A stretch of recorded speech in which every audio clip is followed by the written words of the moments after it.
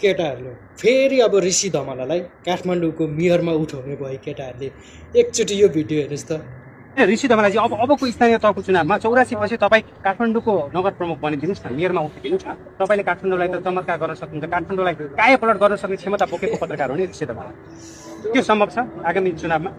अहिले म छलफलमै छु, हरेक पक्षसँग छलफल गरिराखेको छु। अब कसरी जाने कुरा पनि छ होइन। काठमाडौँमा अब एउटा व्यापक रूपमा सुधार गर्नुपर्ने, भविष्यमा काठमाडौँको नगर प्रमुखको रूपमा हामीले ऋषि धमलालाई देख्न सक्छौँ। के सम्भव होइन? अहिलेसम्म मैले कुनै निर्णय गरेको छैन।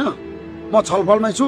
म जनताको बिचमा रहन्छु, जनतासँगै सहकार्य गर्छु, जनताकै काम गर्छु, जनतालाई नै साथ दिन्छु र देश र जनता। केटाहरू नगर न यार, ऋषि धमलालाई यसरी नउचाल न। ऊ एकदमै पत्रकारितामै गर्न दियो क्या।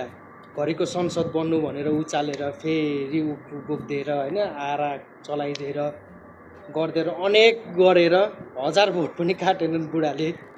अब हिजो दुईजनाले उचाल्दै बुढा जुरुक्कै उचालेर त्यहाँ लडे होइन। अब फेरि मेयरमा उठाइदिँदैछन्, चम्काइदिँदैछन् क्या केटाहरूले।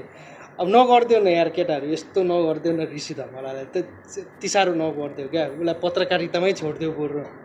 उसले पत्रकारिता नै ठिक छ है, राजनीति उसलाई खाप्दैन। केटाहरूले प्लिज यस्तो नगरिदियो क्या बरु है।